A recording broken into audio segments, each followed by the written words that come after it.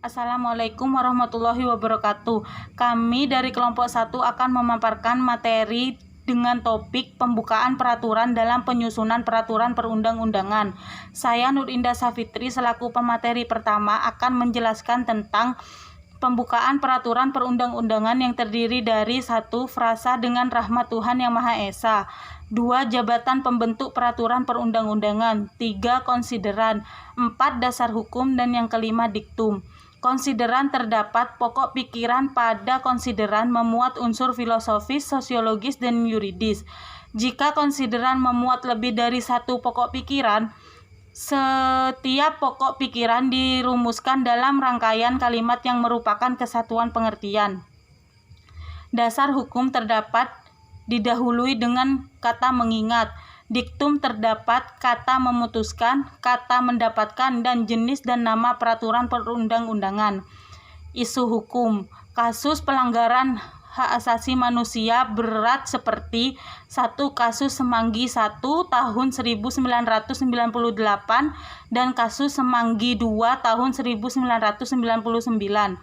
Peraturannya terdapat pada Undang-Undang Nomor 9 Tahun 1999 tentang Hak Asasi Manusia. Terima kasih. Assalamualaikum warahmatullahi wabarakatuh. Saya Angga Dwi Safiuddin, NIM S 2017-3010, akan memaparkan rumusan masalah, yaitu rumusan masalah yang pertama. Apa landasan filosofis, sosiologis, dan yuridis dari terbentuknya Undang-Undang Nomor 9 Tahun 1999 tentang HAM? Rumusan masalah yang kedua, mengapa hingga saat ini masih terdapat kasus pelanggaran HAM yang belum terselesaikan, sedangkan di Indonesia sendiri telah diatur secara eksplisit mengenai pelanggaran HAM, dan di dalam pembukaan undang-undang tentang HAM disebutkan bahwa HAM merupakan hak dasar secara kodrat yang melekat pada diri manusia yang tidak dapat dirampas oleh siapapun. Itu saja pemaparan dari saya, kurang lebihnya mohon maaf. Assalamualaikum warahmatullahi wabarakatuh. Bagi peneliti di sini, yakni untuk mempelajari dalam konsistensi dan kesesuaian antara suatu undang-undang dengan undang-undang lainnya, atau di antara undang-undang dan undang-undang dasar, atau antara regulasi dan undang-undang. Nah, dengan demikian konsistensi dan undang-undang HAM tersebut juga terdapat pada undang-undang lain, yaitu Undang-Undang tentang Peradilan HAM. Undang-Undang HAM lahir dalam kerangka melaksanakan ketetapan MPR Republik Indonesia nomor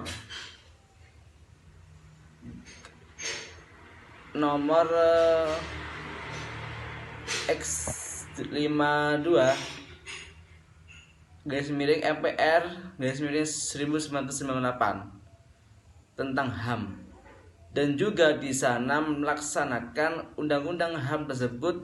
Apabila terdapat pelanggaran, maka dibentuklah suatu undang-undang tentang peradilan HAM. Nah, kemudian daripada itu, kedua undang-undang ini terdapat persamaan dalam menimbang suatu pembuatan undang-undang, yaitu bahwa hak asasi manusia itu hak dasar yang secara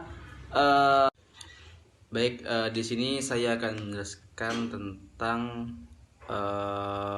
pendekatan penelitian yang sebelumnya sudah dijelaskan mengenai rumusan masalah.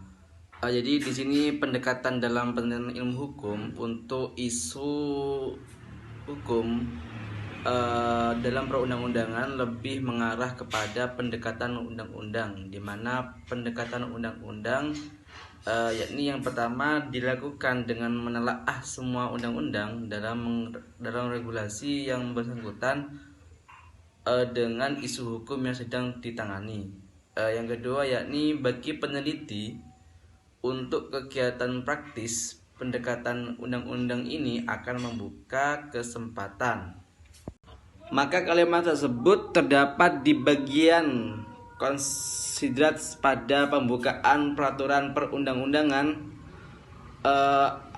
pada huruf A di Undang-Undang Nomor 26 Tahun 2000 tentang Pengadilan HAM dan pada huruf B di Undang-Undang Nomor 9 Tahun 1999 tentang HAM.